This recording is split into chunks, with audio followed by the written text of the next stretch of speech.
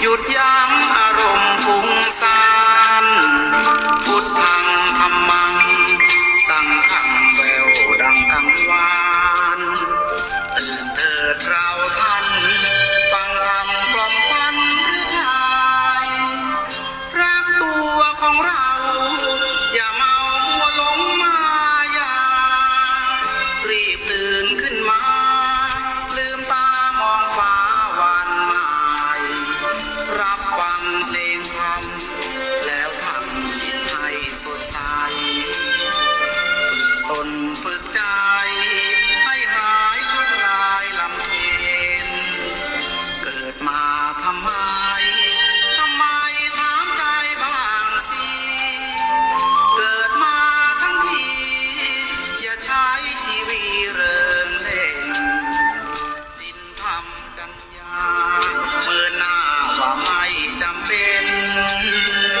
บัณฑิตแลเห็นเหยียดเย็นยามเช้าเศร้าสวงคิดกันทุกคราเกิดมาไม่ช้าก็ตายโลกยังวุ่นวายมีร้ายเลวน่าเป็นห่วงแล้วเราเป็นคน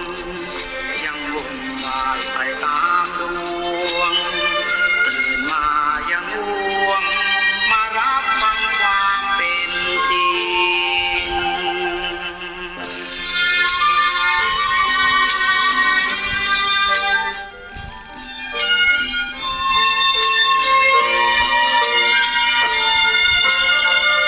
คิดกันทุกคราเกิดมาไม่ช้าก็ตายโลกยังวุ่นวายมีร้ายเลวน่าเป็นห่วงแล้วเราเป็นคนยังวุ่นวายไปตามดวงตื่นมายังห่วงมารับฟังความเป็นจริง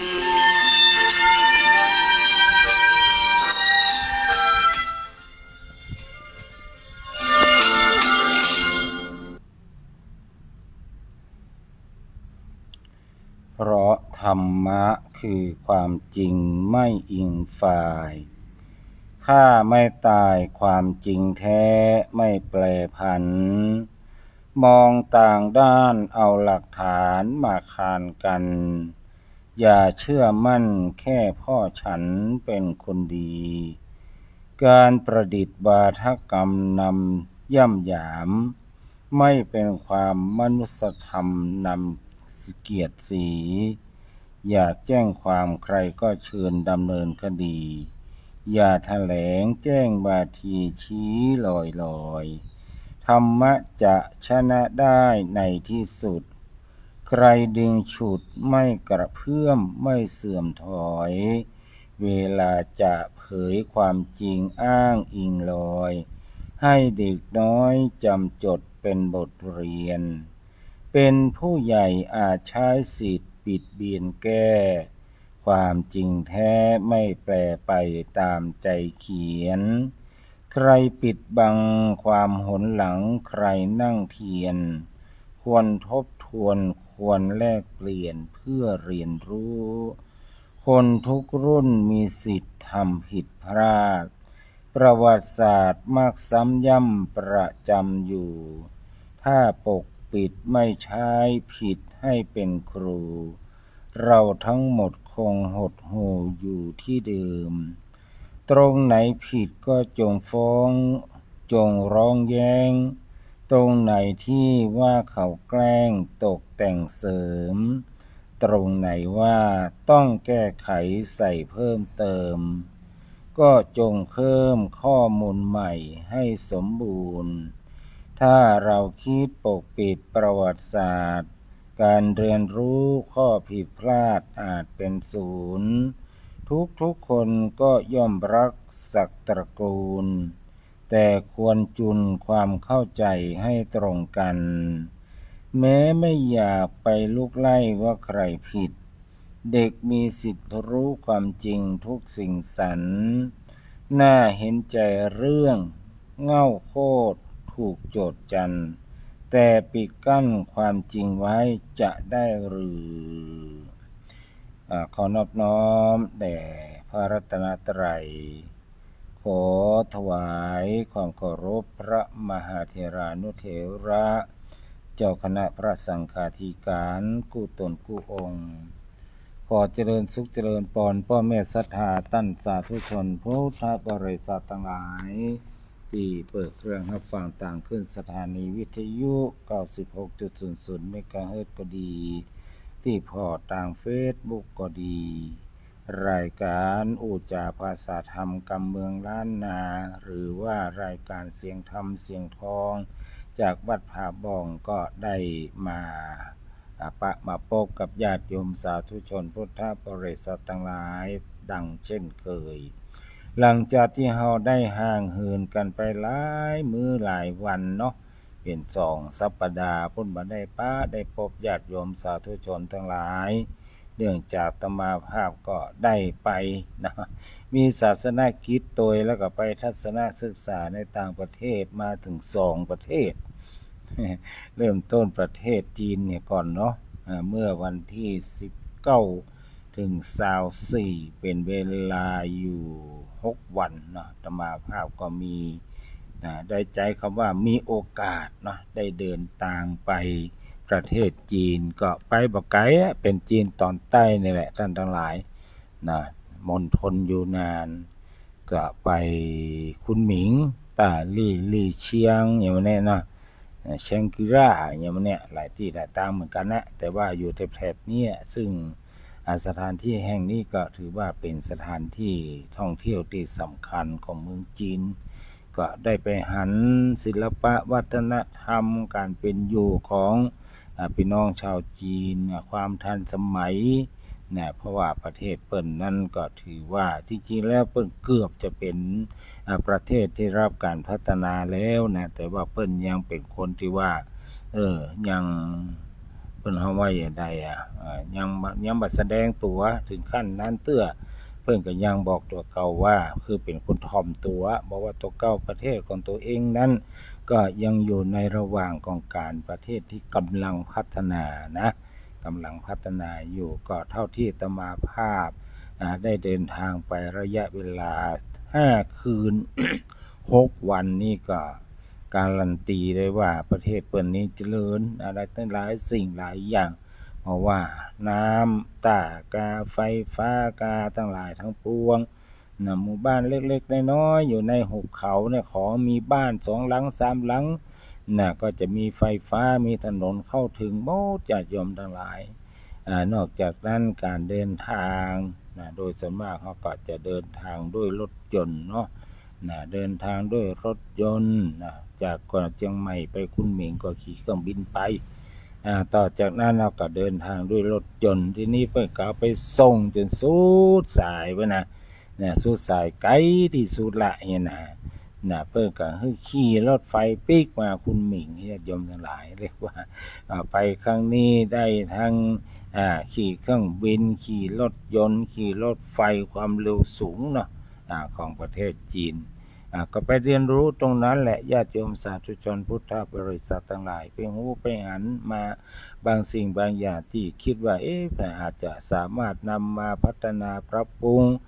วัดวาอารามของเราได้เราก็จะนำมาพัฒนาปรับปรุงสิ่งไหนที่มันเกินความสามารถ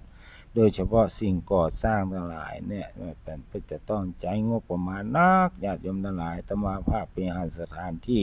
ท่องเที่ยวของเปิ้นเนี่ยเปิ้นจะใช้งบประมาณหนักนะสถานที่ของเปิ้นนี่จะใหญ่จะกว้างสะอาดผู้คนมากมายนะมากมายนักแต่อันที่นักนี่มันใจไผก็คือคนจีนด้วยกันนั่นแหละเพิ่นมีเป็นพันเนาะเป็นพันล้านญาติโยมทั้งหลาย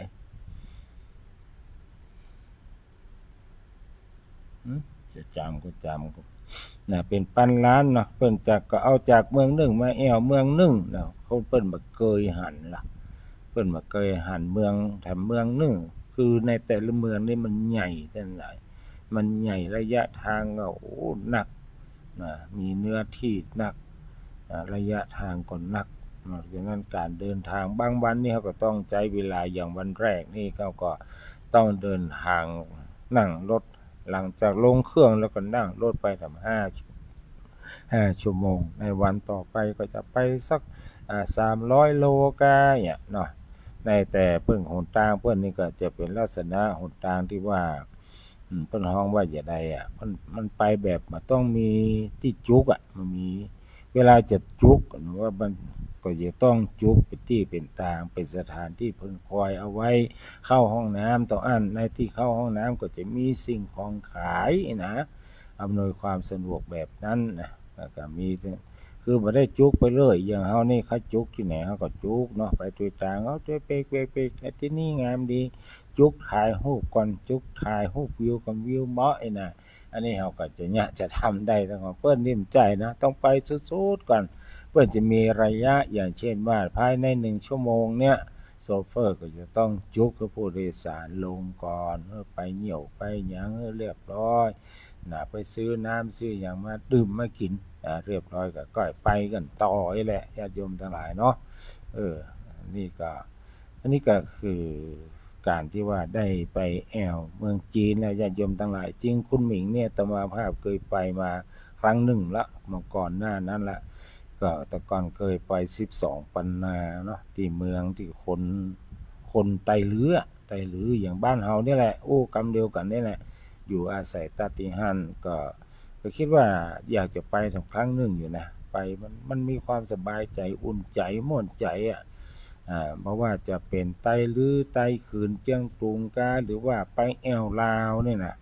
มันมีความรู้สึกอบอุ่นนั่นหลายเพราะอย่างเฮาอู้กำเดียวกันได้เป็นภาษาเดียวกันน่ะมันมีความรู้สึกว่าอยู่กับพี่กับน้องอยู่กับโดยเฉพาะเฮาคนเมืองเนี่ยทั้งหลายไป12 ปันนาเฮาก็อู้กับเมืองเพิ่นก็ฟังรู้เรื่องเอาไปเมืองลาวเฮาอู้กับเมืองเพิ่นก็ฟังรู้เรื่องเนี่ยฉะนั้นว่าทั้ง2 เมือง2หรือว่าไปทั้งเมืองเจียงตุงเนี่ยอู้กับเมืองใส่กันต่างคนต่างอู้อย่างเดียวกันนะฟังกันรู้เรื่องนะนี่นั้นมันจะมีความสบายใจนั่นอะไร มีความสบายใจทีนี้ในการท่องเที่ยวนั่นหลายบางอย่างเมืองคุณหมิงนี่นะคือว่าเพิ่นค่อนข้างจะเป็นเมืองใหญ่นั่นหลายก็พอๆกับกรุงเทพมหานครนั่นแหละนะเนาะสิ่งก่อสร้างทั้งหลายหลายคนหลายท่านก็คงจะหันที่จะมาส่งทางไลน์พอเนาะสิ่งก่อสร้างตึกรามบ้านช่องก็บ่ค่อยแตกต่างจากกรุงเทพมหานครคือใหญ่กว่า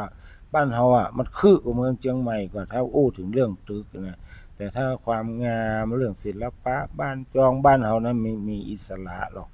มีอิสระในการแปลงบ้านไผจะแปลงตูบจะได้ก็ได้เอาทรงจะได้ก็ได้เปิ้นนี่มันคล้ายๆเหมือนกับจะถูกบังคับว่าต้องเป็นตึกหมดเด้อเป็นตึกคือเนื้อที่น้อยๆแต่บรรจุคนได้เยอะๆนักๆให้คนไปเจ้าอยู่ตามคอนโดนึงก็อยู่ได้หลายๆครอบครัว100 ครอบครัวพันครอบครัวเป็นต้นเฮานี่แปลงบ้านไว้บ้านมันเนาะมีเปี่ยวสวนมีหยังปุ้นเนี่ยตามหุบเขาต่างๆขอมีที่ลืดลาบลุ่มน้อยเดียวน่ะเปิ้นก็จะแปลงสวนปลูกผักปลูกไม้หยังก็ค่อนข้างโอเคอยู่เนาะน้ำเท่าที่อาตมาภาพสังเกตเนี่ยมันก็จะเป็น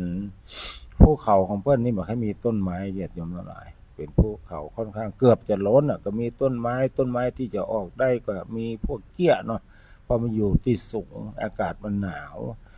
เป็นพวกเกี้ยอย่างบ้านเฮาเนี่ยถ้าอากาศสูงหรือว่าที่สูงก็จะต้นเกี้ยต้นสนเกี้ยเนี่ยมันจะเกิดขึ้นบ้านเปิ้นก็เช่นเดียวกันก็จะมีเกี้ยออกเนาะนอกจากนั้นถ้าต่ำลงมาก็จะมีต้นหลิวเนาะไผรู้จักก้องใบหลิวเวลาลมพัดมาก็จะลูบไปลูบมางามต้นหลิวเนี่ยอาตมาภาพก็ชอบนะกะว่าปลูกไว้สักต้นกันนะต้นหลิวเวลาถ่ายรูปก็งามญาติโยมทั้งหลายก็ได้ไปสถานที่ต่างๆเนาะได้ไปสัมผัสหิมะเนาะบ่เคยหันในชีวิตก็ได้ขึ้นไปภูเขาหิมะมังกรยกเนาะภูเขาหิมะมังกรยกอากาศก็พอทนได้นะพอทนได้ก็มีคณะของอาตมาภาพนี่ก็เลือดดังออกเหมือนกันเนอะ เพราะว่าอย่างมันหนาวท่านทั้งหลาย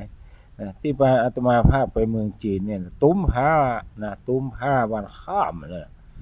แต่มาฮ้อนกับที่คุณหมิงเนี่ยมันถึงว่าขั้นฮ้อนก็ถือว่ายังหนาวอยู่เย็นนี่เตอะอยู่ก็คือ อากาศนี่ต่ำสุดก็คือ20องศาเนาะเวลาเขาอยู่ห้องแอร์นี่ก็อยู่ประมาณ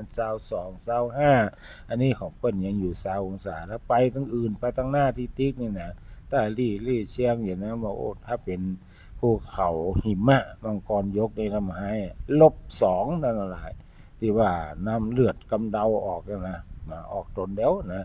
เนี่ยน้ำเลือดกำเดาเพิ่นออกแต่มาภาพนี่มันเป็นหยังนั่นหลายที่ยังบ่เป็นหยังเปิ้นวัดหรอคือการขึ้นภูเขามังกรยกเนี่ยนะอากาศมันจะน้อยเพราะระยะมันสูงเขาจะต้องขึ้นกระเช้าขึ้นไปนะมันจะมีกระเช้าขึ้นไปเมื่อขึ้นไปแล้วเนี่ยการที่เราอยู่ที่สูงๆเนี่ยอากาศมันจะน้อยลงเพื่อให้ซื้อออกซิเจนนะออกซิเจนเป็นกระป๋องขึ้นไปเวลาหายใจบ่ค่อยสะดวกก้าวซึกว่าหัวใจฝืดก็บีบเข้าไปหายใจเข้าดาวสูดเอาออกซิเจนขึ้นไปซื้อกำหนึ่งก็ประมาณสักราคา100 บาทเนาะ100 กว่าบาทก็สามารถบีบเข้าดังเลยสุดนับได้ก็7-80เตื้อก็ได้อยู่ปออยู่เนอะญาติโยมทั้งหลายถ้าผ่านไปตรงพุ้นก็ซื้อกระป๋องเดียวพอละนะก็พอเพียงพอในการใจบางคนเพิ่นก็บ่ใจเลยนะบางคนก็โดยเฉพาะคนจีนเนี่ยนะคนจีนเพิ่นชอบสูบบุหรี่นั่นแหละขนาดหิมะอยู่บนหิมะยังสูบกันอยู่มันก็มีนะอันนี้มันก็มีอยู่ขนาดว่าปัจจัยออกซิเจนยังสูบบุหรี่ได้อยู่อันนี้ก่อนที่เปิ้นจะขึ้นภูเขาเนี่ยเพิ่นก็จะมีเครื่องวัดหรอ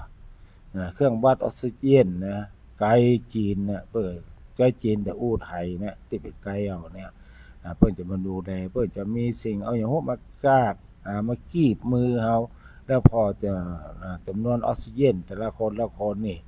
บางคนก็70ปลายบางคนก็80ปลายปรากฏว่าอาตมาภาพไว้90ปลายในนักแต่เปิ้นหมดในบนรถนี่นะ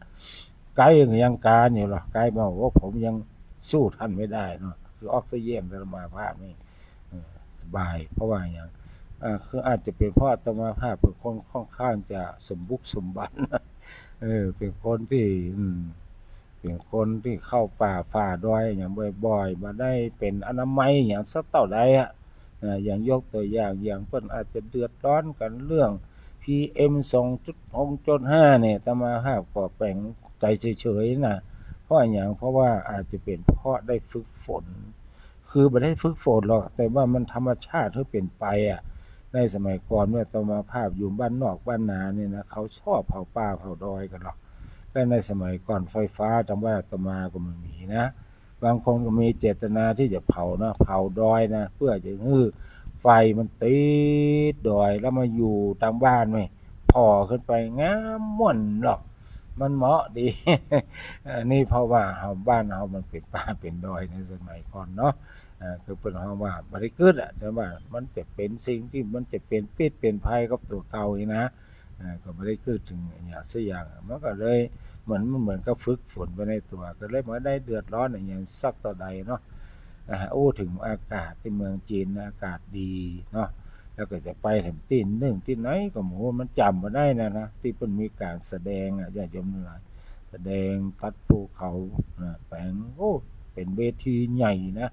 แสดงกันไปพอก็มีฝนก็ตกเลยนะก็ต้องมีการเอาผ้า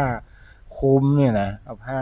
เพิ่นเอามาผ้าตุ้มเนี่ยผ้ากันฝนเสื้อกันฝนเนี่ยเวลาเข้าไปแจกเสื้อกันฝนบ่หรอกแล้วก็ใส่เสื้อกันฝนแล้วอันใดตู้อันใดคนบ้านมันต้องจำหมู่ไผหมู่มันเอาไว้ต้องนั่งรวมกันนะก็มันฮู้ว่าไผอันใดทุกเจ้าในคนบ้านมันเป็นสีเขียวสีอย่างเดียวกันโบดเนาะคนพอเพิ่นบรรจุด้วยเป็น 4-5 ปันคนเต็มญาติโยมนั่นน่ะคนเต็มนะอันนี้ก็เล่าเรื่องแบบย่อๆเนาะในการไปแอลนะไปแอลที่เมืองจีนนั่นหลายแล้วก็ปิกมาเขาก็นั่งรถไฟเนี่ยโดยเฉพาะรถไฟเนี่ยก็นั่งแบบสบายเพราะว่าถนนรถไฟหรือว่าถนนรถยนต์ในเมืองจีนเนี่ยบอกว่าเมืองไหนก็ตามนั่นหลายท่านทั้งหลายมันต้องไปเสาะหาดอยดอยนี่หายากไปแล้วฮะนะเพิ่นมันมีดอยนะถนนเนี่ยนี่อย่างมันมีเพิ่นตัดเพิ่นขุดทะลุเข้าดอยหมดเป็น5กิโล6กิโล10กิโลพวกก็ขุดทะลุกันหมดเข้าออกดอยนั่นเข้าดอยนี้ เข้าไปได้เลยบอกว่ารถไฟบอกว่ารถยนต์นะคือว่าเลยไม่ได้ขึ้นดอยเหมือนบ้านเฮานะไม่ได้ขึ้นดอยเหมือนบ้านเฮาถ้าจะลงกับมันจะขึ้นจะลงกับมันมีเตื้องนี่นะน้อยที่สุดแต่ส่วนมากไปจะตัดเข้าดอยหมดอันนี้ถนนก็เรียบดีมันมีก็ลึ่งกระล่างเสียงเนาะถนนก็เรียบดีมากตอนนั้นนอกจากนี้น้ำก็น้ำที่ว่าถึงแม้ภูเขามันจะล้นถ้าเป็นบ้านเฮานี่ก็คงจะมีฝนคงมาแค่ตกเนาะมันมีสิ่งดึงดูดแต่ทั้งปุ้นเปิ้นมาง้อฝนก็ได้เพราะว่าเปิ้นมีหิมะนั่นหลายมันเย็นหิมะก็ไปจับภูเขาแล้วหิมะเมื่อกลางวันมามันก็จะละลายมันก็จะไหลกลายเป็นแม่น้ำลำคลองในการที่จะมาทำการเกษตรรอเลี้ยงชีวิตของผู้คนทั้งหลายได้อันนี้ก็เป็นบรรยากาศเนาะแล้วก็ตามสนามบินก็ดีนะตามสนามหรือว่าสถานีรถไฟของคุณหมิงเนี่ยค่อนข้างจะใหญ่เนี่ยนั่นนะถ้าหมูตี้หูตามนี่ถ้ามีไกด์นำนี่เตียวไปจ้างโดยเฉพาะสถานีรถไฟนี่ใหญ่แล้วก็กว้างไกล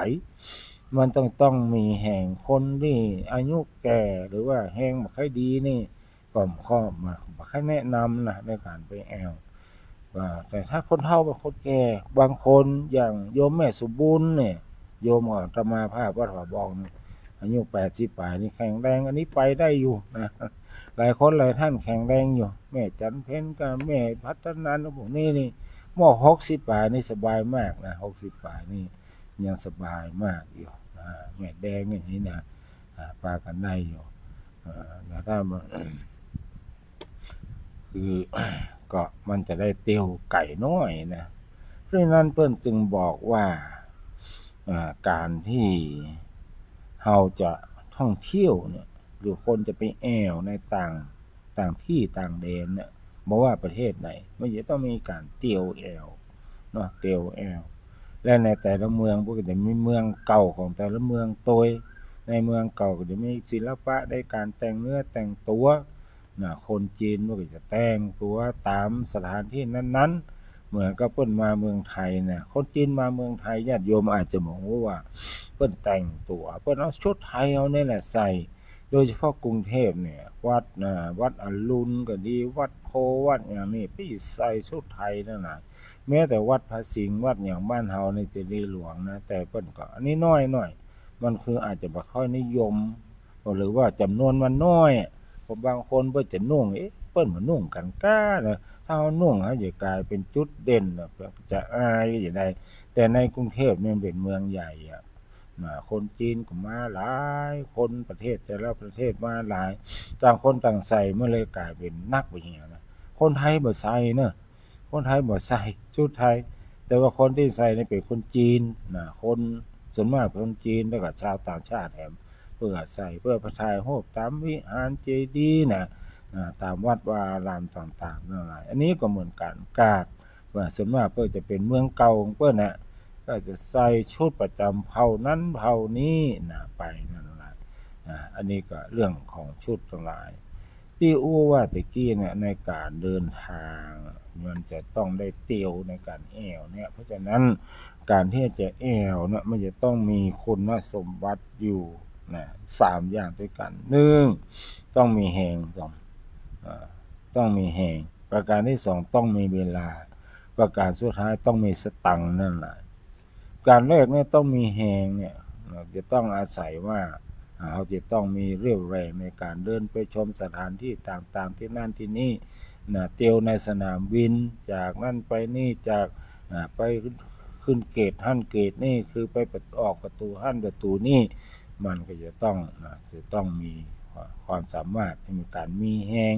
และมีความรู้ตัวความรู้ด้านภาษาก็ต้องได้เล็กๆน้อยๆต้องอ่านได้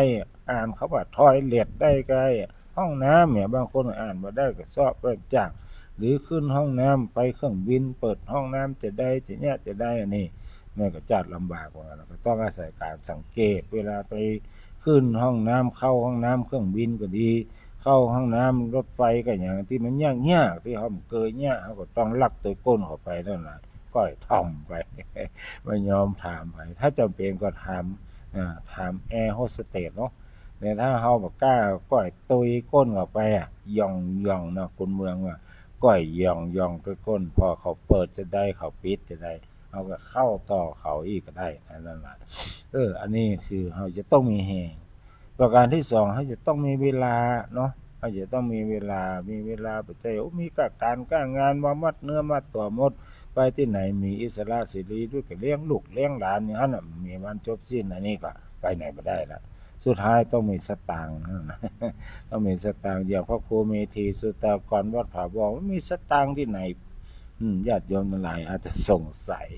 ก็จะเฉลยให้ฟังว่าจริงๆแล้วอาตมาจะมีสตางค์เนาะก็มีญาติโยมผู้ใหญ่ใจบุญผู้ใหญ่ใจดีจากประเทศไต้หวันเพิ่นเมตตาเพิ่นหอมกันมาหลายคนเนาะบอกเจ้าสำนักถามว่าปีนี้หลวงพ่ออยากไปไหนบ้างโยมอยากถามเนี่ยเนาะเขาก็บอกเขาไปแอวจีนสักกำนะราคาเท่าใดก็บอกก็เพิ่นไปก็จ้อยกันให้กันหอมส่งมาอาตมาบอกก็มีโอกาสได้ไปแอวก็เปิ้นสิเอี้ยถ้าลำพังดอกกาวในบัดลำพังตัวเองยังเลี้ยงไม่รอดเนาะอันนี้เราคงลำบากห้องเนาะกล้าไปแอวก็ราคาแพงพอสมควรแต่ว่าการได้รับการดูแลจากทัวร์เป็นอย่างดีอาหารการกินก็สมบูรณ์เนาะกินภัตตาคารลูกเดียวนะนั่งรถทัวร์ก็ดีอย่างก็ดีหมดเลยว่าบริการดีบริการดีอันนี้ก็ได้รับความประทับใจแล้วก็อย่างที่ว่านั้นอากาศดีมากนะอยู่ปุ่นนี่สบายมันห่างจากบ้านเฮาหม้องใดนั่นหลายก็ห่างจากบ้านเฮาประมาณ 2,000 กว่ากิโลนะคิดว่าเวลาของเพิ่นกับเวลาเฮาเนี่ยมันจะห่างกัน1ชั่วโมงเป๊ะๆเลยอย่างบัดเดียวเนี่ยเฮาอยู่ที่บ่ายโมงปลายของเพิ่นก็อยู่ที่2โมงปลายแล้วนะเฮาบ่ายโมง29ของเพิ่นก็จะเป็น2โมง29ห่างกันไป1กิโล1ชั่วโมงแต่ว่าอากาศเพิ่นเย็นมากเพิ่นคล้ายๆเพิ่นยังเป็นฤดูหนาวของเพิ่นอยู่เนาะอันนี้ก็เล่าสู่กันฟังเนอะเล่าสู่กันฟังเผื่อไผเขาไปแอวไปหยังนั่นให้เขาไปแอวเนี่ยก็ต้องไปเมื่อมีเหี้ยวมีแหงนี่น่ะแต่ธรรมชาติมันกลั่นแกล้งญาติโยมทั้งหลายเมื่อหนุ่มนั้นบ่มีสตางค์บ่มีเวลาต้องห้ามต้องเฮียนต้องยะการใหญ่มาน้อยมีแหงเอาสตางค์มีแถมเหมาะเข้ามาแล้วสตางค์ก็มีเวลาก็มีเอาแหงมีแถมเหมาะมันบ่ตยกันนะอยู่คนตีคนต่างมันบ่ค่อยสามัคคีกันฉะนั้นก็ต้องหาโอกาสสักครั้งหนึ่งไปหั่นไปนี่ไปแอวไปเปิดหูเปิดตาคือมันจะได้พลังบวกขึ้นมาแหละญาติโยมทั้งหลายจะได้มีกำลังใจในการมาพัฒนาบ้านของเราเองก็ดีพัฒนาวัดวาอารามอยู่กับที่กับทางมันก็ความคิดก็จะเก่าๆเหมือนเก่าๆไปแต่บางคนว่าท่านเพิ่นก็บ่กล้าเนาะคนก็บ่กล้าหัวที่สูงบ่กล้าที่จะขึ้นเครื่องบินบ่กล้าที่จะขึ้นกระเช้าไฟฟ้านี่อาตมาชอบม่วน โดยเฉพาะขึ้นกระเช้าไฟฟ้านี่ขึ้นสูงๆนี่ม่วนจิตเสี่ยงขึ้นไปนะบางคนก็เจ้าหมู่เจ้าฝูงไปด้วยกันบางคนก็ต้องแสดงอาการน่ากลัวไปบางคนบ่กล้าพอนะเพราะเขาบ่กลัวความสูงอีกเป็นต้น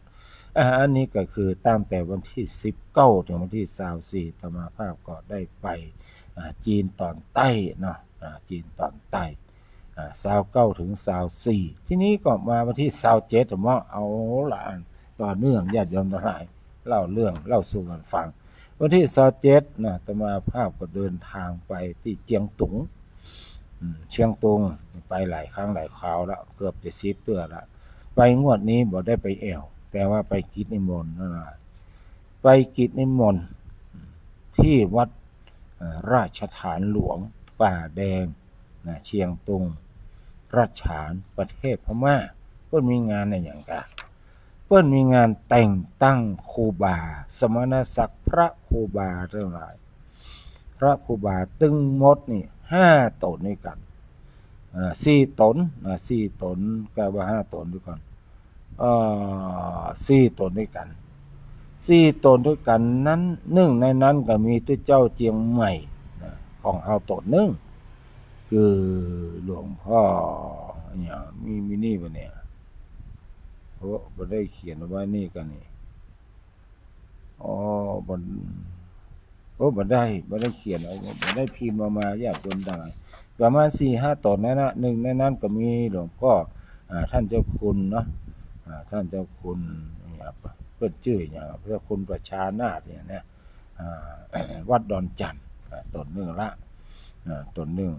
ทีนี้การแต่งเพิ่นก็นิมนต์อาตมาภาพพร้อมด้วยคณะไปก็จากเมืองไทยไปหลายอย่าจนตลาดไปนัก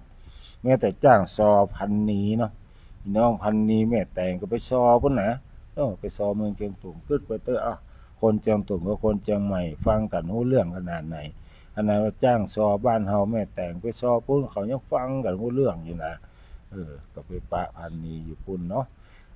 ที่นี้การลำดับสมณศักดิ์ของคณะสงฆ์นครเชียงตุงเนี่ยประกอบด้วยอย่างพ้องนั่นหลายอันที่สูงสุดเป็นคำว่าสมเด็จพระอาทยาธรรมพระสงฆ์ผู้ทรงอำนาจตามพระธรรมวินัยและเป็นใหญ่สุดในหมู่สงฆ์เป็นผู้มีอายุ70พรรษา70 ปีนะพรรษา50ขึ้นไปนะภัยที่จะเป็นนะสมเด็จพระอาทยาธรรมเนี่ยคือผู้ทรงอำนาจตามพระธรรมวินัยและเป็นใหญ่สุดในหมู่สงฆ์จะต้องมีอายุ70 ปีพรรษา50 ปีขึ้นไปนี่ใหญ่สุดของเมืองเชียงตุงละทีนี้ก็พระครูบาอย่างที่สองพระครูบานั่นแหละพระสงฆ์ผู้ทรงวัยวุฒิคุณวุฒิและเป็นใหญ่ในหมู่สงฆ์เป็นผู้มีอายุ40พรรษา20 ปีขึ้นไป20พรรษา40 ปีสับสนน้อยสมาเถอะ40 ปี20พรรษาขึ้นไปนี่เป็นครูบาได้ละนี่อาตมาภาพนี่ถ้าไปสมัครแล้วถ้าเพิ่นเอานี่ก็จะได้เหมือนนะเพราะว่าเกิน20แล้วแต่เพิ่นให้จะบ่เอาแต่ก็บ่จะได้หมดเนาะแต่มาเอาแต่มันเป็นเด้นะเป็นพระครูเมธีพระมหาสมบัติไปก่อนอย่างที่3พระสวามีนะไม่ใช่สามีนะพระสวามีพระสงฆ์ผู้ทรงวัยวุฒิคุณวุฒิและมีศีลสมาธิปัญญาเป็นผู้มีอายุ35 ปีพรรษา15ขึ้นไปเพราะว่าพระสวามีนั่นแหละอย่างที่4พระสวาธิสวาธิคือพระสงฆ์ผู้ทรงศีลสมาธิปัญญาเป็นผู้มีอายุ30 ปีขึ้นไปพรรษา10มีบวชได้10 พรรษาขึ้นไปการยกยอเถราภิเษกสมณศักดิ์ของพระสงฆ์เชียงตุงมีลำดับขั้นตอนดังต่อไปนี้คณะสงฆ์จะพิจารณาคุณวุฒิวัยวุฒิว่าพระรูปนี้ประกอบด้วยศีลธรรมและวัดปฏิบัติดีงามก่อหรือมีการอบรมสั่งสอนประชาชนตลอดถึงการมีอายุพรรษาที่เหมาะสมก่อนี่อย่างแรกอย่างที่2พระสงฆ์นำเอาวันเดือนปีเกิดคณะสงฆ์จะเอาวันเดือนปีเกิดและอายุพรรษาของพระสงฆ์รูปนั้นไปพิจารณาว่าสมควรจะรับการยกยอสมณศักดิ์หรือไม่อย่างไร อย่างที่3หากพิจารณาเห็นว่าสมควรมีการยกยอสมณศักดิ์พระสงฆ์รูปนั้นแหละก็จะแสวงหาเจ้าภาพในการยกยอสมณศักดิ์ประการที่4เมื่อมีเจ้าภาพเรียบร้อยแล้วก็จะแจ้งไปยังกรมศาสนาพม่าหรือโคปกะเมืองเชียงตุงของเมืองเชียงตุงนั่นแหละกรมศาสนาของเมืองเชียงตุงจากนั้นก็จะเตรียมพิธียกยอสมณศักดิ์เช่นเตรียมน้ำที่จะนำมาสงฆ์มาอาบในพิธีพุทธาภิเษกมีการจัดสถานที่เตรียมงานตามที่สมเด็จพระอาทยาธรรมกำหนดต่อไปอย่างปีนี้ก็จัดที่วัดป่าแดงราชสถานหลวงพี่น้องว่าจะอ่านได้นานอันนี้คือการแต่งตั้งของคณะสงฆ์ยศถาบรรดาศักดิ์ของคณะสงฆ์ที่เจียงเมืองเจียงตุงแบบปูนนะแต่ถ้าเป็นเมืองไทยนี้ก็จะรับพระราชทานจากพระบาทสมเด็จพระเจ้าอยู่หัวเป็นนั่นเป็นนี่เนาะอย่างอาตมาภาพเนี่ยได้เป็นพระครูก็ดีได้เป็นมหาก็ดีนะ2 ครั้ง 2 ครานี่ก็คือได้รับพระราชทานจากสมเด็จพระบาทสมเด็จพระเจ้าอยู่หัวสมเด็จพระสังฆราชจะเป็นผู้ พระราชทานเป็นผู้ประทานในส่วนของเจียงตุงเนี่ยเปิ้นก็คณะสงฆ์เปิ้นก็จะพิจารณาเองว่าก็พิจารณาไปตามลำดับโดยการเรียกว่าสมเด็จพระอาญาธรรมพระสงฆ์ผู้ทรงอำนาจจะเป็นผู้คัดเลือกพระสงฆ์ว่าจะยกยอให้เป็นอันหยังเป็นครูบาเนี่ยนั่นหลายจะต้องมีอายุ40 ปีว่าบวชไปแล้ว20 พรรษาขึ้นไปเน้อใจครูบาไปเลยไปเถยยามฮู้บวชตวาในวันนี้ห้องครูบาอะไรได้นะบ่ใจละเพราะว่านะเขาก็กล่าวกันเหมือนกันนะต้องพูดว่าอันนั้นนี่บ่ใจครูบาอุกแกดเด้อหรอกนี่ครูบาแท้ครูบาแท้จะต้องมีอายุ40 ปีและพรรษา20 ปีขึ้นไปนอกจากนั้นจะต้องมีนะจะต้องมีศีลธรรมและวัดปฏิบัติที่ดีงามโดยมีการอบรมสั่งสอนประชาชนตลอดถึงมีอายุพรรษาที่เหมาะสมอย่างบ้านเฮานี่ก็เช่นเดียวกันจะต้องทำหน้าที่ของคณะสงฆ์บอกว่าการพัฒนาวัดวาอารามก็มีการส่งเสริมพระภิกษุสามเณรศึกษาเล่าเรียนก็ทางบ้านเฮานี่นะกว่าที่จะได้รับการพระราชทานสัญญบัตรพัดยศเนี่ยนะได้แล้วก็มีการก่อสร้างก่อสร้างห้างแปลงอย่างก่อศีลธรรมดีก่อนเป็นก็จะพิจารณาไปว่าจะรับการแต่งตั้งก็ต้องมีคุณงามความดีเอาไว้อันนี้อาตมาภาพก็เดินทางไปเมื่อวันที่27เมื่อคืนน่ะไปตี 3นั่นแหละเนี่ยไปปุ้นก็7 โมงเช้า7 โมงปลายแล้วก็เปิดก็รถมารับที่ตาขี้เหล็กก็เดินทางไปแถมเอกะเนาะเดินทางไปก็ระยะทางจากใต้ขี้เหล็กไปเมืองเจียงตุงนี่นะประมาณ160 กิโลเท่านั้น160 กิโลนี่ก็เป็นถนนจริงๆแล้วเดิมมันก็เป็นถนนลาดยางนั่นแหละแต่ว่าเมื่อน้ำท่วมที่ผ่านมามันก็จะทำให้ปัดทำให้ถนนลาดยางนี่อาจจะเสียไปพ้องทำให้ว่าหินมันโผล่มันอย่างมันขึ้นมานะจริงๆตามมันก็เรียบอยู่นะแต่เวลารถวิ่งไม่ดังท่านนึกถึงน็อตยังให้จะลุดไปหลายตัวแต่ละครั้งเนี่ยนะก็นั่งรถตู้มีรถบัสประจำทางตัวละเนาะมันเพิ่นมีรถบัสประจำทางตัวก็ไปกับพลิกมาแต่ว่านี่แหละญาติโยมสาธุชนทั้งหลายลูกจากเจียงตุงมา9 โมงนะ9 โมงไม่เจ้ามาถึงวัดผาบอง9 โมงปลายเมื่อคืนวันนี้สรุปแล้วใช้เวลา12 ชั่วโมงนะตึงกินข้าวตึงนั่งรถเรียบร้อยนะประมาณสัก12 ชั่วโมงอันนี้ก็เป็นประสบการณ์ในการเดินทางทั้ง2ที่ทั้งเมืองจีนนะและก็ไปกิจนิมนต์ที่เมืองเจียงตุงมาก็เลยบ่ได้พบปะกับญาติโยมอาตมาภาพนี้ก็พยายามแต่เนิ่นพยายามไปซื้อซิมของพม่าก็ดีซื้อพิมพ์ซิมของพม่าเนาะกะว่าจะจัดรายการผ่าน Facebook มาก็ดีไปใจอินเทอร์เน็ตของโรงแรมก็ดีปรากฏว่ามันอ่อนนั่นแหละพ่ออย่างป้อมได้เล่นหนังก็บ่ได้เฟซก็บ่ได้ไลน์ก็บ่ได้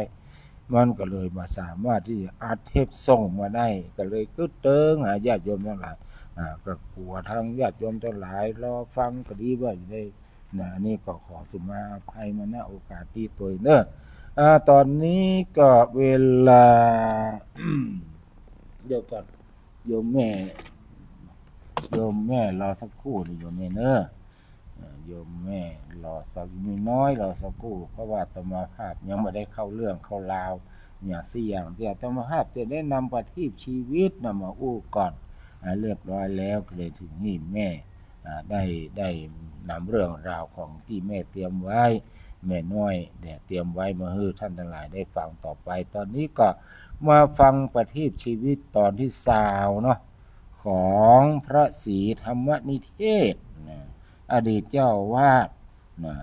หรือว่าท่านพระมหากมลอดีตเจ้าวาดวัดสันปากคอยในตอนที่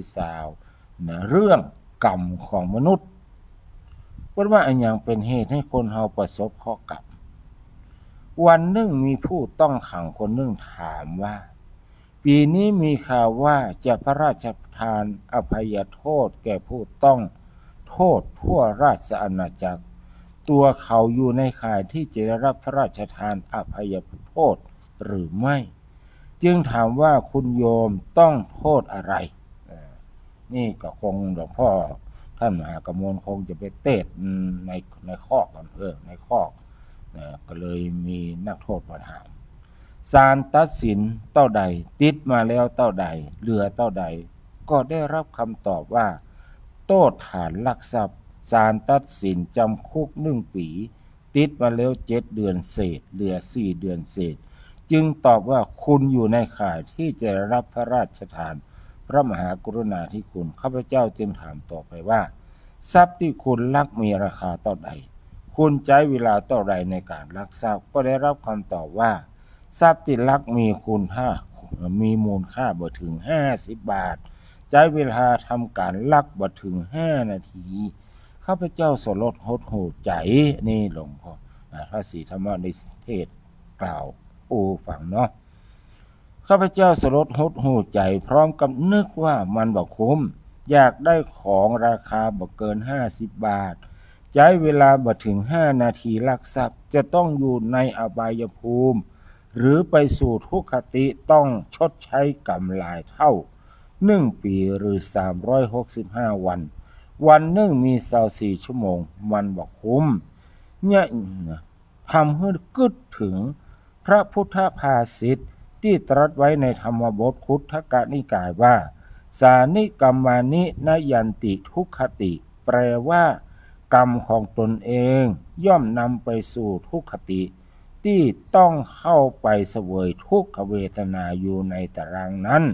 เพราะการกระทำของตนเองแต่ตรงกันข้ามคนที่ไปสู่สุคติคือไปสู่ที่ดีงามที่ชอบเช่นเข้าถ้าได้ไปบวชเป็นตู้เป็นสงฆ์ก็จะได้ดำรงตำแหน่งเป็นเจ้าหมู่เจ้าคณะได้เป็นพระผู้ใหญ่เป็นครูบาอาจารย์ก็เพราะกุศลกรรมนำไปหรือจะไปเป็นราชการงานราชการงานเมืองรุ่งเรืองก้าวหน้าก็เพราะกรรมของตัวเก่ากรรมของตนถ้าเป็นกรรมชั่วก็พาไปสู่ทุกขติถ้าเป็นกุศลกรรมก็นำไปสู่สุคติเพราะฉะนั้นก่อนจะทำอันอย่างลงไปก่อนจะอันอย่างลงไปให้ไตรตรองให้ควรให้รอบคอบอย่าก่อนว่าเป็นกุศลหรือว่าอกุศลในชีวิตของเราจะเอาอกุศลเป็นผู้นำทางชีวิตหรือจะเอากุศลเป็นผู้นำทางชีวิตจะไปสู่ทุกขติหรือสุคติก็ตัวเราเป็นผู้ทำกรรมเป็นผู้ลิขิตชะตาชีวิตให้ตนเองจงเขียนชะตาชีวิตของตนให้สดสวยด้วยมือของตนเนี่ยกันหลายอันเนี่ยกรรมมุนาวัตติโลโกสัตว์โลกย่อมเป็นไปตามกรรมทำกรรมอันใดไว้ต้องได้รับผลของกรรมนั้นอย่างแน่นอนญาติโยมสาธุชน เอาละแม่น้อยโทรเข้ามาได้เลยเนอะแม่น้อยพร้อมมีอันยังมาฝากกับผู้ฟังในวันนี้โยมแม่น้อยป่าสร้างโทรเข้ามาได้เลยแม่น้อยอยู่ไหนแม่น้อยโยมแม่น้อยโทรมาเอาละโยมแม่น้อยโทรมาแล้วเนอะพี่น้องตัวหลายเฮ้ยฟังเนอะแม่อ้อยเลยเจ้าไหวซาเจ้าติดปะกันเมินเนาะเจ้ายายจะเอาข้าวหำเนาะอันตำนานต้านตลาดเจ้าต้านตลาดว่ะปีใหม่เมืองนะเจ้าเอาเลยแม่ปีใหม่เมืองเฮา13 เมษาสืบต่อกันมาเมินนานตำนานเปิ้นเราตีเฮาได้หันเอาศีลใส่ขันกูปีเลนากะบินละพมไปตายปัญหาธรรมบ้านนามีอยู่3 ข้อเอาโหประกันพนันขันต่อบ่ได้นอตัดโหเนนายว่าตอนเจ้านั่นราศีอยู่ไหนกลางวันกานายสีอยู่ไหนเจ้าเวลายามคำอยู่ตีในเล่าโลธรรมบ้านเจ้าก็มากับใจปัญหาครั้งนี้เฮาคงต้องตายต่อก่อบ่ได้แลธรรมบ้าน จึงออกว่านางตีไต่ตนตาลได้ยินโจทย์ค้านอู่กันเนอเจ้ามีนกอินทรีโพเมเกเถ่าว่าพวกนี้เจ้าจักเอาหยังกินอินทรีโตผู้ว่าพญาอินจักมาตัดสินตัดโหกุมารเฮาจักได้กินโตธรรมบานมาเป็นอาหารวันผูกตอนเจ้านกเมถามต่อขอหือได้เล่าปัญหาถามเจ้าตอบว่าได้กาปัญหาข้อหนึ่งราศีอยู่หน้าลูกเจ้าขึ้นมาก่อล่างหน้ากันข้อสองนั่นกาเวลากลางวันถ้าว่าห่อนกันคมน้ำอกเจ้าข้อสามนั่นกาก็จักบอกเราราศีกะเจ้าก็อยู่ติดตีนก่อนจะขานอนล่างเป็นอาจินราศีอยู่ตีนตอนโหคำเจ้าก็ทำมาบ้านดีใจแต่เราบ่ตายแน่เจ้าตอบปัญหาใดพอครบ7 วันปัญหาที่ตายตอบได้สบายเพราะหูแล้วเจ้าพอ1 2 3ตอบได้ตามเป่าตอบถูกหมดเจ้าเลยนาลูกมาเมื่อเจ้าเอานำล้างหน้าพอยามควายมาเอานำผมอกพอยามคำมาพอตาวันตกล่างตีนก็ล่างตีนเจ้าเลยนาบินละพมทำตามสัญญายอมตัดโหกาใส่พานเอาไว้โหหายาพมเอาไว้ที่ไหนตกดินห่อนใหม่ไฟม่างเลยนาไปตกสมุทรเมนำคงคาจักแห่งเล่งกาเนินนายอยู่บนอากาศฝนจักขาดหายมนุษย์ลงไต่บ่ได้ทำนาก็เลยเอาพานเอาใส่ไว้กา13 เมษาเหไปไกลลาดลูกสาว7 คนเป็นกันบ่ขาดไปเขาไกลลาดบ่ขาดเนินนายอันการพนันพี่น้องตั้งหลายมันเป็นอบายสิบหายได้เจ้าถ้าโจรมาป่นบ้านอยู่ที่เก่า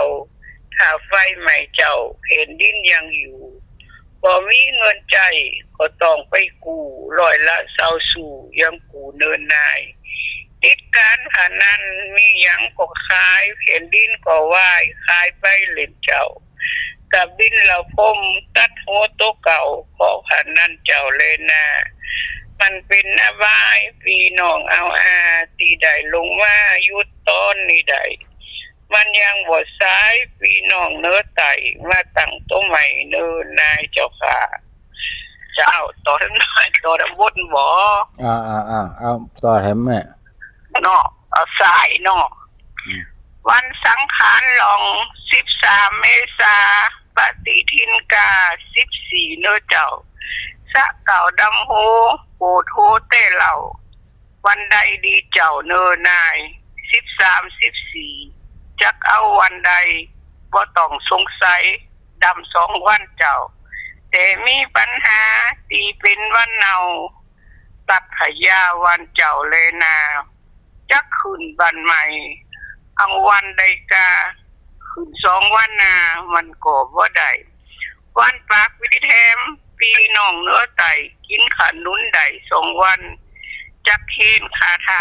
เอาวันใดกันวันพยาวันเอาวันใดเจ้ามีมาหลายปีจักมีเหมือนเก่าปูดโหเต้เจ้ากับปฏิทินแต่ว่าบรรยายทำเป็นอาจินตามปฏิทินบ่ต้วยตามเจ้าวันที่13เป็นวันเป็นตนเป็นเก้าสังขารลองเจ้าเลยนาพี่ใหม่เมืองเฮาเป็นเดินเมษาหือดำโฮกาบินหน้าลงไต่สาเก่าดำโหหือเน็บดอกไม้ดอกดูเป็นใหญ่เลยนาดอกดูเป็นใหญ่เนื้อเจ้าตาทาเสกน้ำเปิ้นก่อหือเป่าว่าจะอีเจ้าเลยนาสภะทุกขาสภะพยาสภะอันตรา สัพพะคหาสัพพะอุปัฏฐวาโอมทุเลเทภะสวาหายะมันเฮาบ่ของสวาหายเนาะราศีอยู่ดังจันไล่ไหลขวาไหลซ้ายนันนากาละกินี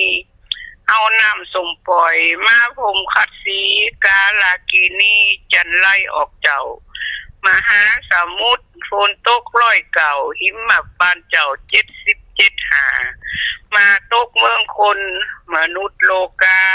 44 หารวม200 เจ้า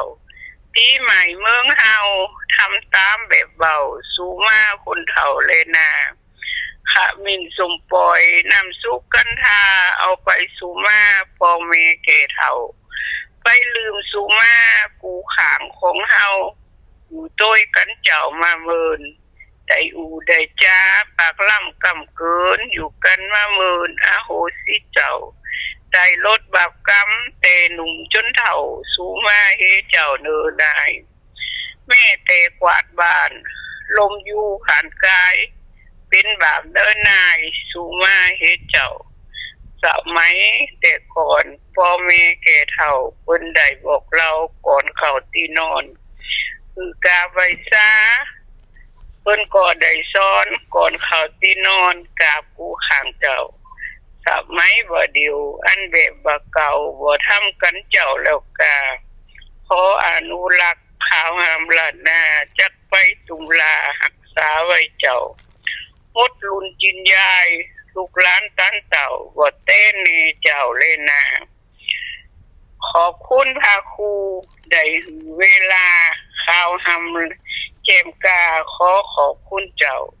ได้อนุรักษ์ข่าวหำว่าเก่ารักษาไว้เจ้านายเอ่ยเจ้าไว้ซาเจ้า เจ้านโมทนาในเมเนอร์สาธุจ้า ว่าเก่า เจ้า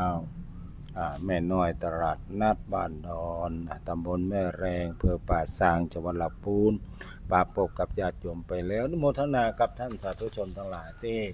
พอต่าง Facebook นอกก็มีแม่สมอังคณาท่านอาจารย์วิวัฒน์ทองคำนาชากาแฟกาแฟ10,000 แก้วแสนแก้วแล้วก็มี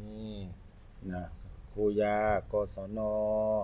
แม่บุภาจันเตี้ยงดอกฮักซิตี้ธัญรัตน์สุริยคถาวัฒน์ทาง Facebook ฟังทาง Facebook นอนโมทนามาณโอกาสนี้ตัวเนอญาติโยมสาธุชนพุทธบริษัททั้งหลายต่อไปก็คงจะเป็นเรื่องข่าวสารงานบุญที่จะนำมาประกาศให้ท่านหลายได้รับทราบว่าขอเชิญร่วมงานทำบุญประเพณีส่งน้ำพระธาตุสืบชะตาหลวงและสร้างพระและสร้างพระณวัดต้นปิ่นตำบลแม่เฮียอำเภอเมืองจังหวัดเชียงใหม่ฟังอีกครั้งหนึ่งขอเชิญร่วมงานทำบุญประเพณีส่งน้ำพระธาตุสืบชะตาหลวงและสร้างพระณวัดต้นปิ่นตำบลแม่เฮียอำเภอเมืองเชียงใหม่ถนนเชียงใหม่ห่างโดงอยู่ซ้ายมือลูกตรงบ้านเฮาไปนะกราบอาราธนาพระครูเมธีเจ้าคณะตำบลศรีภูมิเขต2เจริญพุทธมนต์งานทำบุญประเพณีส่งน้ำพระธาตุสืบชะตาหลวงและสร้างพระณวัดต้นปิ่นตำบลแม่เฮียอำเภอเมืองเชียงใหม่วันจันทร์ที่6 เมษายน 2569เวลา 9:30 นาทีเป็นต้นไปญาติโยมทั้งหลายวันจันทร์ที่6 เมษายนปะกันที่วัดต้นปิ่นตำบลแม่เฮียอำเภอเมืองเชียงใหม่อาตมาภาพไปได้รับกิจนิมนต์หลายปีละวัดแม่เฮียท่านทั้งหลายอาจารย์แดงเจ้าวาดม่วนญาติโยมทั้งหลายงานนี้ที่ม่วนนี่คือคนหลายวัดต้นปิ่นงานวัดต้นปิ่นศรัทธาเพิ่นกันหลายคนที่เคารพนับถือท่านกันหลายนั่นท่านจะนำลงทานไปร่วมกันได้ในวันจันทร์ที่6 เมษายนที่วัดแม่เฮียคนหลายอย่างแน่นอนทุกเจ้าคนหลายพวกนี้มนต์ร้อยไปกับปีไหนทุกเจ้าก็หลายคนก็หลายแล้วก็มาที่วัด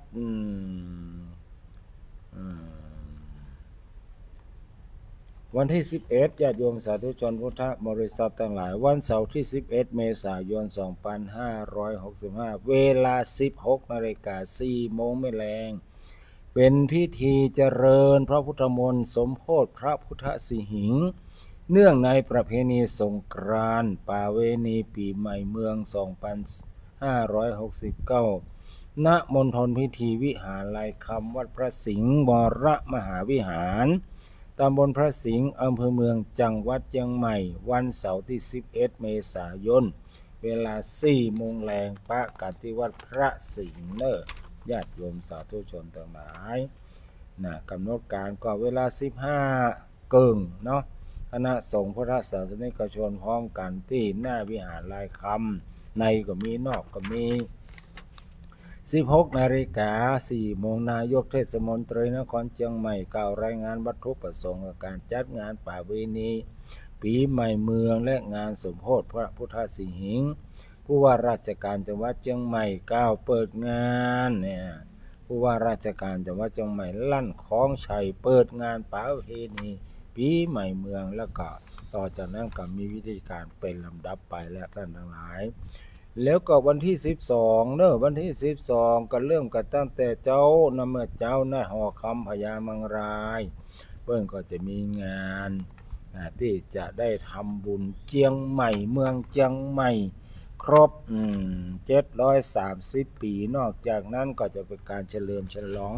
ภาพจิตรกรรมฝาผนังของ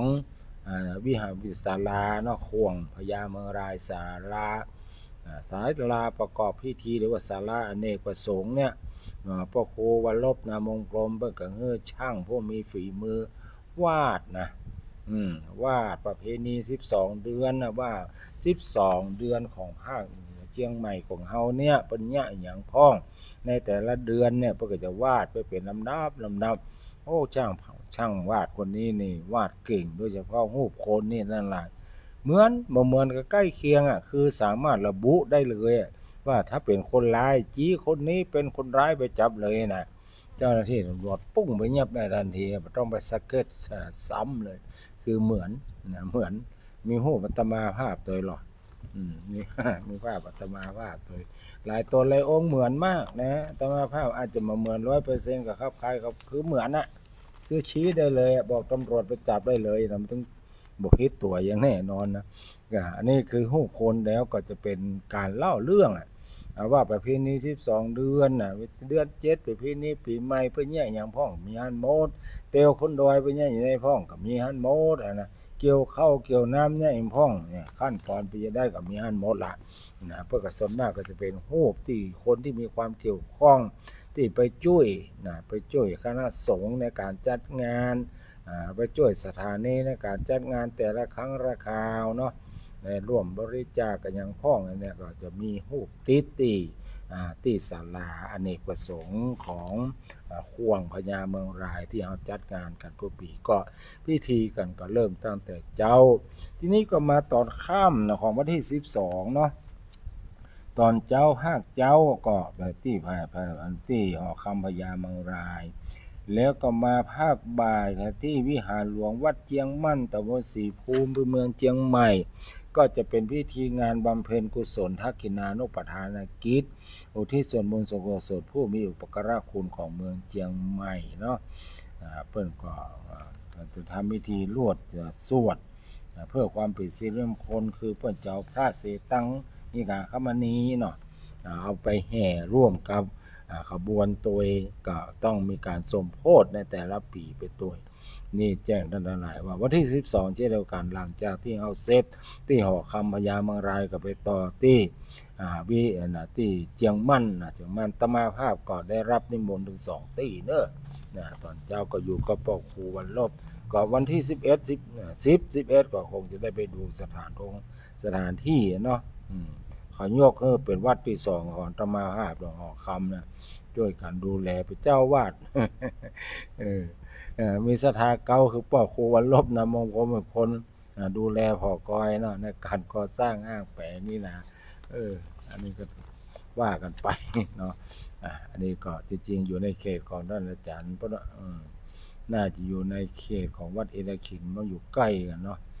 แต่เป็นอุปโลกตมาภาพเป็นเจ้าวาดหอคำแบบที่นึงได้รับ2เป็นเจ้าวาด2ที่อันนี้ก็เชิญชวนท่านทั้งหลายไปร่วมงานกันเนาะปีฉลองงานปีใหม่ ฉลองเชียงใหม่ครบรอบ730 ปีนะ730 ปีตอนนี้เวลาหมดเวลาพอดีนะแล้วก็เชิญชวนเด้อญาติโยมทั้งหลายไผไปได้หอมทรายเนี่ยเจดีย์ทรายวัดหอบองก็ร่วมบริจาคให้หอมกันมาได้เน้อนะโทรหาธรรมภาพได้เลยถ้าบ่รู้จักเบอร์ธนาคารอยากจะโอนให้หอมเข้ามาก่อนเจริญพรเรียนเชิญเน้อ0910797084 0910797084 ให้เขาได้บุญนักๆให้ได้กุศลหลายๆอย่าลืมหอมทรายนะแปลงเจดีย์ที่วัดผาบองเด้อพวกนี้ป้ากันใหม่นี่นำรายการจากท่านผู้ชมผู้ฟังไปก่อนขอเจริญสุขเจริญพรอยู่ดีมีสุขอยู่มั่นขวัญยืนไว้ทั่วกันเด้อวันนี้เจริญพร